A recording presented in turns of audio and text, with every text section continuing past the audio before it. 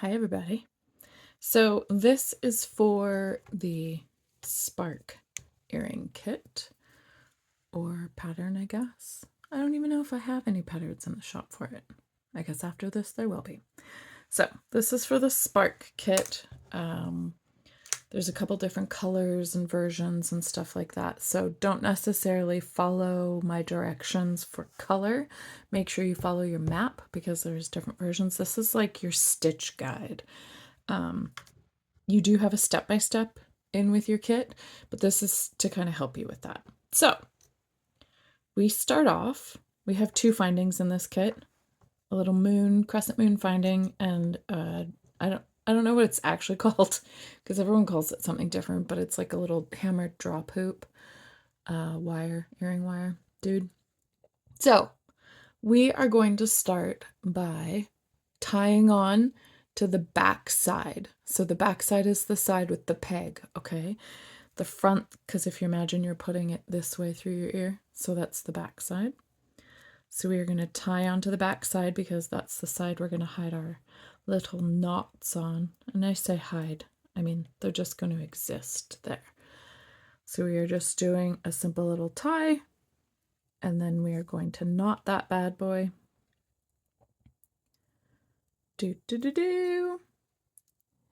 Now, just like in a lot of the other videos, so this isn't like a beginner video, but beginners can do this.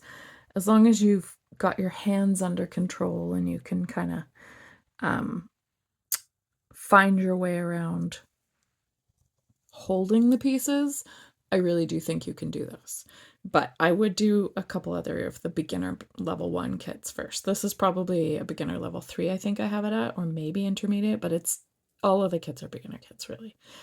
Okay, so when we are adding our foundation row beads on, we start with 2, push them all the way down to the end. Most of the, I'm pretty sure all of the beginner level kits that I have involve adding a foundation row to a finding. So we've got our 2 beads on there. I just push my tail up through the first bead, and I'm now lining up my second bead. I've pulled my needle through my finding so that my thread wraps around the finding, and I'm putting it up through there. Okay, so you can see the thread just goes around the finding and back up through the bead. And that's how your foundation row gets kind of sandwiched onto your finding. So now you're going to continue one at a time, creating your foundation row all the way around this piece until you get to the opposite side. So something to remember, and you will see this in the notes on your pattern, is when you get to that other side, then we are going to count how many beads we've got comfortably sitting on there, because depending on the amount of beads that you can comfortably fit on there, because not all of these are the exact same size of findings. When I do send you findings, I do pair them up so that they're close in size, if not, oh, like really the same. But they're all just a teeny bit off from each other. So some of them are quite a bit more spacious than other ones. And you will see that your finding will fit somewhere between like 26 beads and 30 beads all the way around. The average is going to be 28, 29, 30. That's going to be what most kits are going to be able to fit around here. And why that matters is because, as it says on your step-by-step, you're going to need to count out how to space these little beads around the edges here, okay? Your second row that we're about to do. So, oops, I just hit that with my face. I just hit the camera. Oh, God. I say this in every video, but if you have not been here before, I leave most of the bloopers in there. I will probably go on a tangent or two. It's just like we're hanging out. I am who I am. And I thank you for being here. So I literally have my camera just not hovering. It's not like a magical being, but it's in a arm. literally right at like eye level. So it's super casual as I'm sitting and trying to bead. And it's very difficult to decide whether to look into the screen to make sure I'm on screen or whether to focus on my piece so that I'm not making mistakes. So that's what I'm dealing with right now, which is really not that bad. I feel very lucky to be doing this, so I'm excited to try and help you figure this out because it is a really cool kit when it's done, in my opinion. But of course I made it, so I would think so. Again, see? Tangents. These beads I use are mostly Toho beads, Toho round. They are glass. They have such beautiful finishes. I sometimes use Mayuki round mixed in with the Toho on some designs. And when I'm using the cylinder beads, I usually use Mayuki Delicas just because of the availability and variety of colors. Toho also does cylinder beads. So Mayuki and Toho are the two main Japanese bead companies that are extremely popular for their quality, and their huge array of colors. They're little bits of beautiful glass worlds, in my opinion. So I find it handy when adding my beads like this to a foundation row to rest my piece up against my finger so that I can push with my two fingers towards each other, and it kind of sandwiches the thread and the bead in there to make this process a lot smoother. Then my bead isn't flying around, and different people hold it different ways. This is definitely how I hold it for my foundation row. Keep an eye on your tail because it might slip out of your needle like mine was trying to do.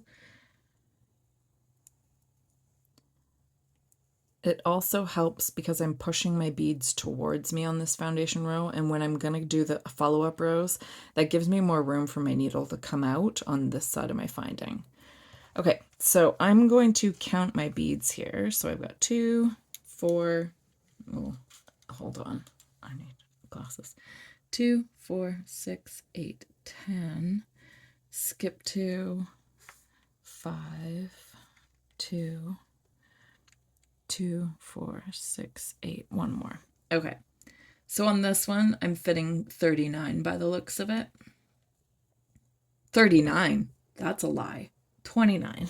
I'm fitting 29 beads around the outside. So the main point for that, and you will see this on your description, is, I'm just going to slide these around so that they're a little bit more evenly balanced from left to right. So I'm going to add these little picot pieces, the little picot edge on here. So I would like to fit 5 before the sides of my moon get up there. And then I'm going to skip 2 beads after adding my picot and add this piece on with these little connector beads. So sometimes you can fit 6 of those connector beads, and sometimes you can fit 5. And sometimes, if this piece is quite short, you'll only be able to fit 4 of these picot beads up the side. You may choose just to do 4, which then I'll show you as we get there how you're weaving around to do this little skip section, okay? So that's why it's important to count this out, is because I know I need 2 at a time on the side to do a picot. So each little picot uses 2 foundation beads, 2 foundation beads, 2 foundation beads to add a picot. So I'm counting how many little picots can I have on there. And then I'm skipping 2 beads, these 2 beads, before I add these sections to attach the 2 findings. Okay, so that's what I'm counting out. So this one's 29 beads that I have on my foundation row. So once you have decided how many beads you have on your foundation row, I am going to now go under my thread bridge, which is the thread right after my last bead and the previous bead. I'm I'm pulling it so it's a little loop, and then I'm going through it. So this is a hitch. What's it? Hitch knot? Hitch tie? It's a hitch. It's a hitch. That's what they call it. They, the peoples. So adding our picot, we're grabbing one bead. I'm coming out of my last bead currently, and I'm going to go back up through the next bead, previous bead, and that's my first little picot. Up through the next bead, grab a bead, down through the next bead. There's my little picot again. Now make sure you're in charge of your beads. Pull it nice and snug.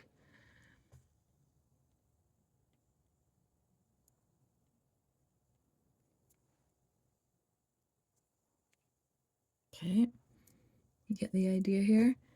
So there are 4.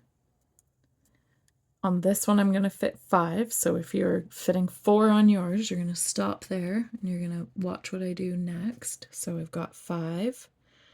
Okay, now when we're skipping beads to get to however many we're using to attach our other piece with, and on this one, I'm skipping 2 beads, and then I'm going to use 5 beads to attach my piece. All you do is you go weaving through these next couple beads like that. Okay, so if you have 4 up here, you may skip 4. You're going to do that a couple times. So I'm just doing it, skipping 2. So now I'm ready to add my beads that are the connector beads for this piece. So it's kind of hard to tell, but there is a right side and a wrong side to this. So this is my right side.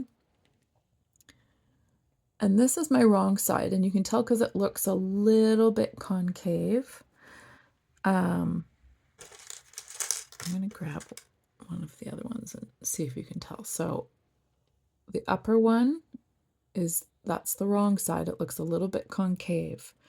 And the downside is the right side. You can see that one looks nice. It's a nicer finish. Really, nobody's going to notice if you put one on one way and one on the other way.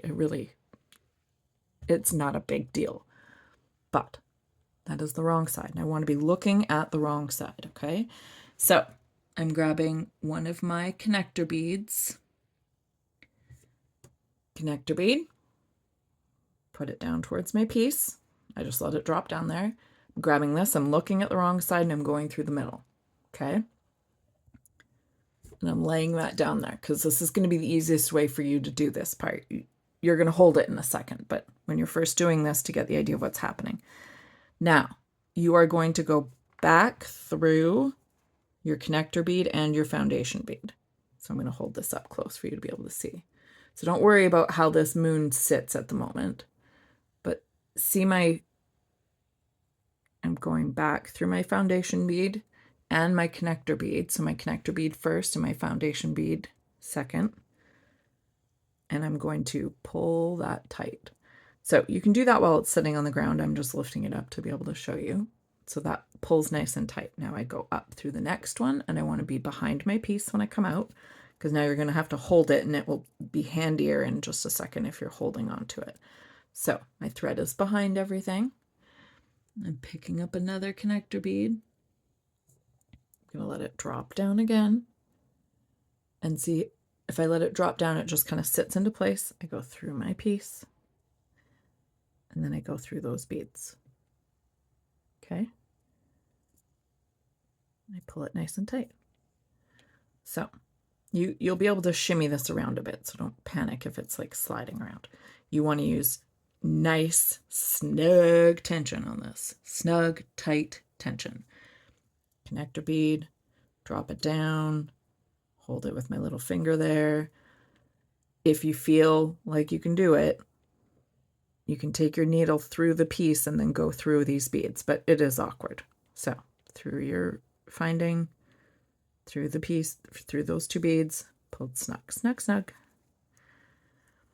My goal with all these different kits is to teach you all different little techniques and tricks on how to put things together, the different bead weaving techniques, so that when you have an idea, you can use your little arsenal of bead stitches and workarounds and tricks and stuff to create that idea. Because beading is one of my lifelong favorite things to do. It is so calming and fun to create these beautiful little glass things, creations, cool things.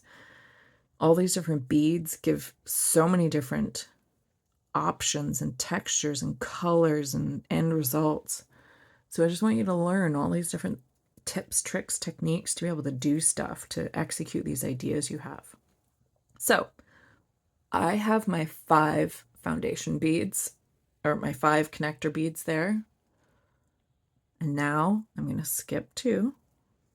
So I'm just going up through 1 bead. I'm not involving the finding whatsoever. The moon finding, nothing's happening there. And down through the second one, making sure not to get caught on my moon finding. And I'm going up through my next bead and I'm adding a little picot bead. Right? So we're back to how we did the picots on the other side. So I'm going to pull him around a little bit more. Put in my little picot bead. You're going to be able to shimmy your sides and your picots and stuff like that in a minute. So don't panic about how things are sitting at the moment. We're adding 4 more little picot beads up the sides. Picot, picot fence. Little picket fence, little pop, pop, pop. Little picot beads. It's a picket.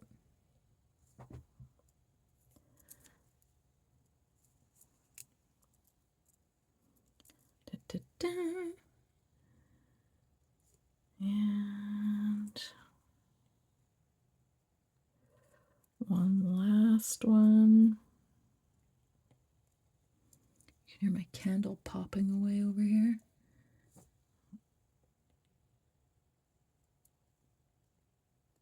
Okay, so it's my last one on the side. My thread is coming out the bottom. I'm going up through the previous bead, pulling it nice and snug. Now we're going to use that thread bridge. We're going to go through the thread bridge between the bead we just came out of and the previous bead. We did a little loop around through our hitch again, and I pulled it towards the top of my piece to like secure it close to those beads. Okay, so that is your top half. Cut that off, get rid of our extra threads, very carefully burn those, very carefully. And if you have a little zap zap tool, do your little zap zap, but do not touch the other threads, that would be bad. Okay, so that's our little first section. Now we just need to add all this fringe. Okay, so grab your other piece of thread. In your kit, you will have 4 pieces of thread and extra thread. So you're going to grab another piece of thread. You never double up your thread on any of my kits unless I explicitly tell you to. And so far, I've never done that. So again, I'm looking at the back side of my piece. This particular stage, it won't matter, but in a minute when we're done our foundation row, it will matter which side of the piece you're on. Tie it off. Little knot on the side there. Don't leave a tail more than a couple inches, just because I don't give you heaps of extra thread. Just a little tail. So following your pattern, whatever your pattern is, because my pattern might be different than yours right now. You start with your foundation row, 2 beads. No matter what pattern you're doing, you're starting with 2 beads, okay? So, first bead, tie that a little tighter. It's okay if it shimmies around, it'll tighten up as you go. We're putting our first bead down over top of the tail like that, hiding the tail in there, and then we go under our piece, just like we did for the foundation row on the first piece, and then we go up through our bead again. So same method that you added the foundation row on the top section, we're now adding the foundation row on the bottom, and follow your pattern. Okay, so this is going to fast forward a little bit here for you, and I'm going to meet you at this other side. Beadly bop bop, biddly doop bop, biddly doop bop bop bop bop, doobie doop, boobie doop, bop bop bop. Okay, so we're adding our last bead on our foundation row, and we're looking at how it's sitting. Yeah, it's good and even. So I'm going to go under my thread bridge. I'm going to give this a little hitch so it all stays nice and tight for my tension doesn't let out. So you are now going to follow the pattern for adding your fringe. And again, all of our patterns might be a bit different. So each time you grab your beads for that particular fringe finger, I don't know what they're actually called. I call them fringe fingers, but like if it has a fringe arm, finger, leg, fringe, buddy, you follow your pattern. Each time you do a fringe dude, you are going to skip the last bead.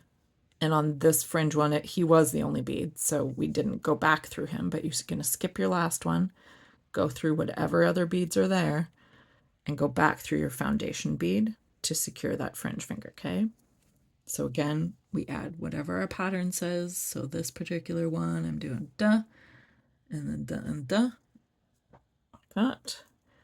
Push them down, skip my last one, go through the others, including my foundation bead. And then back up through the next one. Nice tight tension on this one, and to do it again. So da da da, and then da da da. Getting too picky over there. Okay, skip my last one, go through the others and my foundation bead, nice and tight, and repeat. So you are going to repeat for the rest of this row till you're at the end, and I will meet you there. And I almost made a mistake because I was too busy thinking about what I was trying to tell you. And so that almost caused me to make a mistake, which you don't want to do. So here we go. We're speeding it up, and you are continuing and focusing. So feel free to pause.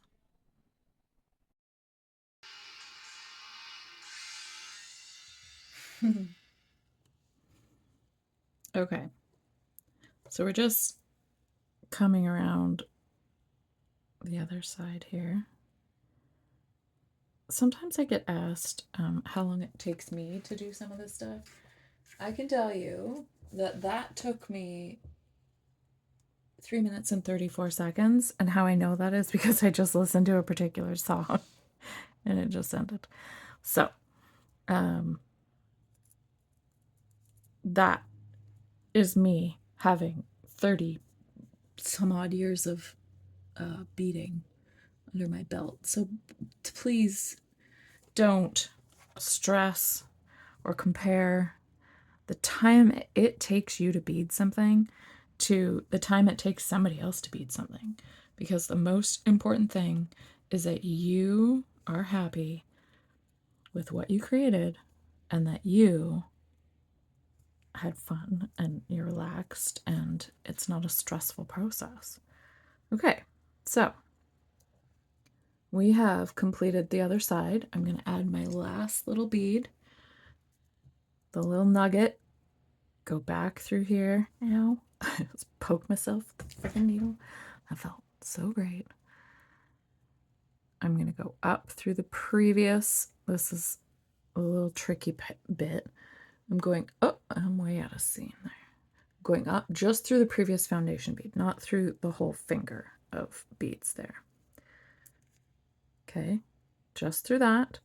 Then I'm going under the thread bridge that is between that bead and the next bead. Make my little loop, go through, make sure my little loop closes between those two beads, and I'm pulling over towards that that fringe finger, okay? And now we get to cut it off. So if you have your little zapper tool, do that very carefully. In my case, I'm using my trusty Bic very carefully. And now I have spark earrings. Okay, I hope you had fun. See you later.